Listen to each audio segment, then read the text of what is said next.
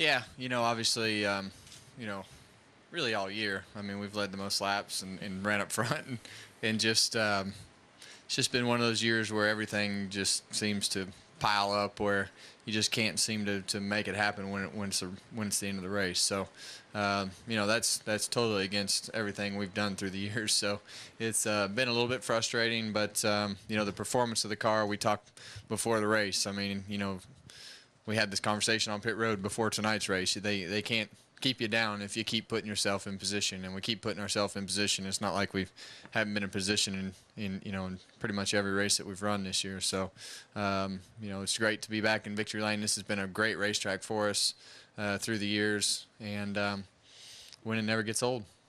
I know the first 37 seemed a lot easier than the 38. How about it, Ernie Cope? Talk about this car out there tonight. This number 33 Chevrolet was pretty quick. Yeah, it was loose all night. He definitely had to work for it all night. We've actually had better cars and have lost, and this time, I mean, he had to get up on the wheel and race for it, and that was fun to watch. And Richard Childress, big win here tonight for your team, and certainly you got to feel good about this and feel good about Austin, how he performed out there tonight as well. But with Kevin Harvick getting a victory lane first time in the Nationwide Series this year, talk about how important that is. I mean, it is, like Kevin said earlier, and I didn't realize it till tonight, how many laps. I think we've run 8 or 9 races with Kevin, and he's led the most laps in the series. That says what they've done. And Ernie Cope has just done a fantastic job, and I couldn't be more prouder of this whole organization. Our nationwide race teams, I'm really proud of what they've put together up there, and the work and the effort that they put into it, and I couldn't be prouder. And tonight, that was a great race. I mean, I was standing up there watching it, and I was excited just watching how tough they were racing. It was one of the best races you'll see at Richmond when him and Stenhouse and 54 and some of those guys, Kyle, were running. It was a heck of a race up there. So proud of them. Take questions now for Kevin, Ernie, or Richard. If you have one, raise your hand. Let's start here with Al. Work our way down the row here. Go ahead, Al. Yeah, Kurt, Al Pierce from Auto Week. Kurt said that he expected the 39 car to give him more room, that he committed to the bottom and this kid all went to the bottom. Were you watching that thinking this might be a good place for me to get the lead, because the kid had only run, I think, 2 races before and nobody really knew what he was going to do? Yeah, I had no idea, really. I seen Kurt start to slow a little bit and decided to go high, but that's one of the biggest problems in this series, and it cost us a win at Loudon with the 24 car. But the lap cars are a definite problem. It's like a lot of them are moving chicanes, and the minimum speed doesn't seem to apply as much as it used to. So it is what it is, and luckily tonight it worked out in our favor. At Loudon it didn't work out in our favor. So it's just one of those deals where I guess it all comes full circle. Go ahead. Kevin, Charlie Leffler, Mechanics for Local.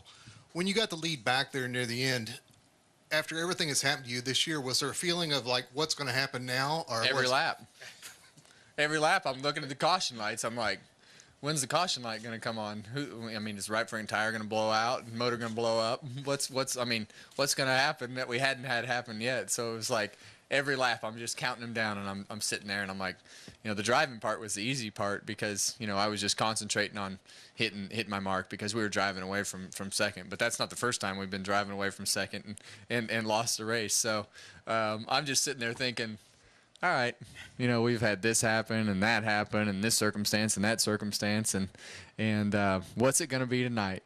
And luckily the countdown went away, and those things happen. I mean, I've been around this deal long enough to know that you go through patches where you can't do anything right, and we've been through some patches where we couldn't do anything wrong, and you're fortunate to go through those patches and collect those wins, and when everything's going right and the race team's doing everything right and the cars are fast, and you're thinking that the only time it's really been like that was 2006, where the cars were really fast. We even on the days where things weren't going right in the Nationwide deal, we couldn't lose. I mean, I think we won 10 races that year, and the cars have been that fast this year to win every race we've been in, and it's just been the opposite circumstances. But the speed has been remarkable all year, and that's one of the reasons that we did what we did when we put all these teams together, and with the resources and the people and the things we have at RCR, our intent was to win a lot of races, and Elliott's won races, Austin's won a race, and we won tonight. But I think we could have won probably all but 2 or 3 races this year that we've run out of the I think we've run 10 races, maybe 11, but I think we could have won every one but 2 or 3. So that was why one of the biggest reasons was to take that level of competition and make it better. Go ahead, Stan, and then we'll go to the press box. Yeah, I have a question for Kevin and then a question for Richard, if you will. Kevin, a win always makes for a wonderful night, but you've also got to look at tomorrow night. Is there anything that you can actually talk about that you learned tonight that you think will help you tremendously tomorrow night? Well, I think just the balance of our car. We look at the balance of our car tonight and what we fought tonight, and then we take that and we look at our Cup car and look at the balance of it, and it was already pretty good. And look at the balance of it and say, okay, these are the adjustments that we thought we should make. Here's what the racetrack did, because we know what the balance was from practice today to the race tonight.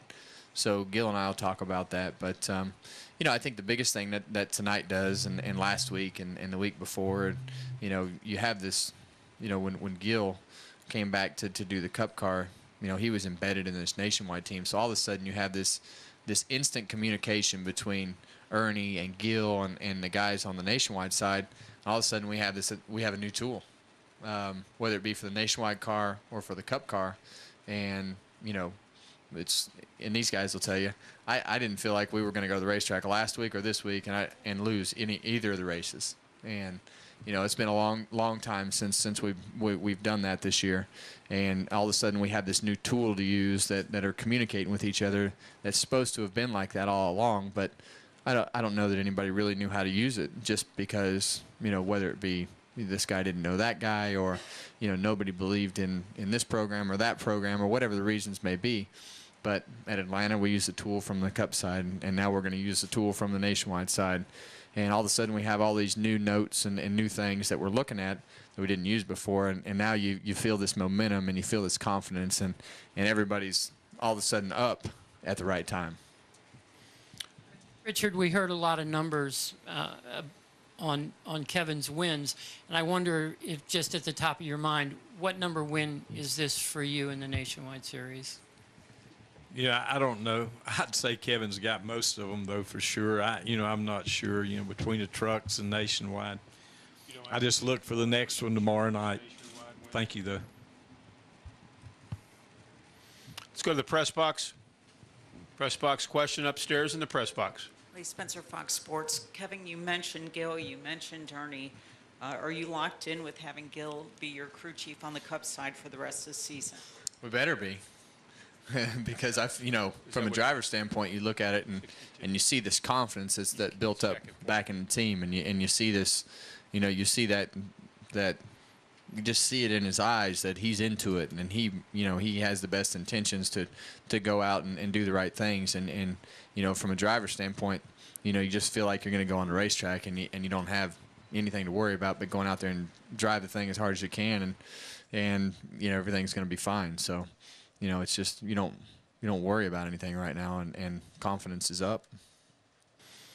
Any additional questions in the press box? We're clear. Let's come back downstairs. Let's go to Jim, Bob, and then Kim. Raise your hand there. Jim, Bob, And Kim. those are some bright shoes right there. Yes, they are. Jim Undershaw, Observer, as kind of a follow-up question to that, your perspective going into the chase, how much has it changed over the last couple of weeks, not only with Gil coming back, but also the performance that seems to have come with it? You were pretty set to be in the chase regardless, but your outlook going in has it changed dramatically? I don't know our potential. Last 2 weeks, we've been up there battling for the lead and running up front. And that's not something that we've done 2 weeks in a row all year. So, you come here, you have 2 good practices, you qualify okay, and everybody's sitting in the truck, and you feel like, if the thing's off, you want to wheel it a little bit harder just to make sure that you're making sure that you get everything you can out of it. There's no thought in your mind that things need to be worked on or that needs to be worked on. You just go out there and you try to get everything out of it, and I don't know. I really can't tell you. I know that things are going a lot better than they were 3 weeks ago. And I know that things, we've led a bunch of laps, and we're sitting in victory lane tonight, and one thing leads to another, and it's all about momentum. And I feel like the engine shop, I feel like the cars, I feel like we have a good plan going in. So I don't know, we might fall on our face, but we might go out and do the same thing that happened last year. I couldn't tell you, but I know we're going in with a full bore effort to try to just win. I'll add one thing to that. Last week before the race in Atlanta, Kevin looked at me and said, "It's not over yet." And I don't think it is over yet. So we'll race them as hard as we can. And tonight was the 62nd NASCAR Nationwide Series victory for Richard Childress. So it's a big number. 62. It's not too bad. Done No, it's all right. Go ahead, Bob. Bob Packer, Sporting News. Kevin, does your nationwide schedule change at all with you being in the chase, or is it pretty set? No, we're pretty set. I think Ty is going to run Homestead. I think we talked about that. I think I have 2 more races. I don't even know where they are. Charlotte and Texas. So, we set that stuff pretty early and try to stick to it. And we've been pretty light on the races this year compared to where we've been in the past. But I have Martinsville left in the truck as well. So I think that's 3 out of the 10 races in the chase. For Richard, Elliott has a 1-point lead on Ricky.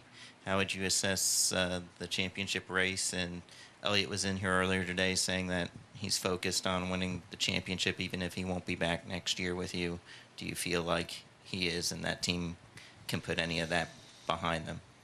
Yeah, I'm sure you can. Everybody's going to have a bad night, and but the thing that shows what champions are built of, he took a bad night, turned around, came back, and finished 12th, I think. And at one time, he was like 18 behind Ricky. So, I think he did a good job coming back.